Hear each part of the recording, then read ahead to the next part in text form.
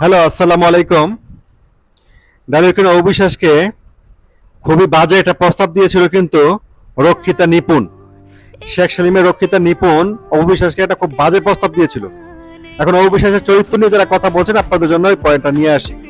আপনারা জানেন অবিশ্বাস সংরক্ষিত মহিলা আসনের ক্যান্ডিডেট ছিলেন এবং অবিশ্বাস কিন্তু বাংলাদেশ আওয়ামী লীগের একজন কর্মী ছিলেন।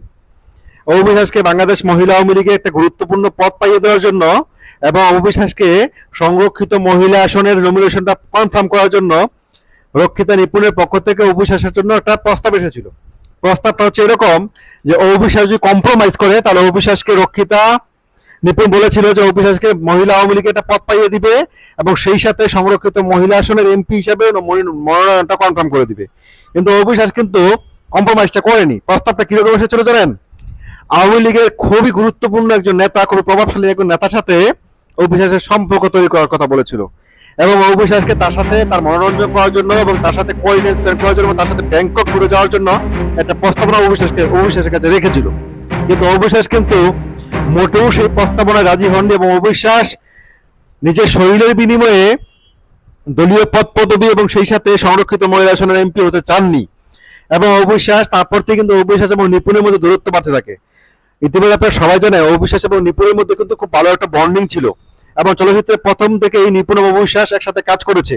কিন্তু অবিশ্বাসকে যখন নিপুণ আক্তার এরকম একটা প্রস্তাব দিয়ে বসে তারপর থেকে কিন্তু আস্তে আস্তে নিপুণ আক্তারের সাথে অবিশ্বাসের দূরত্ব হতে থাকে এবং এটা মিডিয়াতে অনেকেই জানে, এটা উপরে থেকে একটা বিষয়। এখন অবিশ্বাসের ক্যারেক্টার নিয়ে যারা কথা বলে, যারা অবিশ্বাসের চরিত্র নিয়ে যারা প্রশ্ন তোলে, যে সমস্ত পরকীয়ানি ভক্তরা যারা নিজেরা অন্যের স্বামী চিন্তাই করে নেয়, যারা কাজ পাওয়ার জন্য অনেক বিস্তার চলে যায়, তাদের সমুচীন জবাব হতে পারে এটা। অভিভাবকদেরকে বলবো আপনারা অবশ্যই শেয়ার করে এবং এই খবরটা সমাজে ছাপিয়ে দিবেন। অবিশ্বাসকে নিয়ে এত নেগেটিভ নিউজ আপনারা তৈরি করেন, হ্যাঁ, এত ফেক নিউজ তৈরি হয় যেগুলো এত বেশি ভাইরাল হয়ে যায়, সেগুলো এত বেশি আলোচনায় থাকে। ভক্ত হিসাবে আপনারও কিন্তু এরকম একটা গুরুত্বপূর্ণ একটা বিষয় তুলে ধরতে হবে এবং সেটা শেয়ার করে সমাজে পৌঁছে দিতে হবে।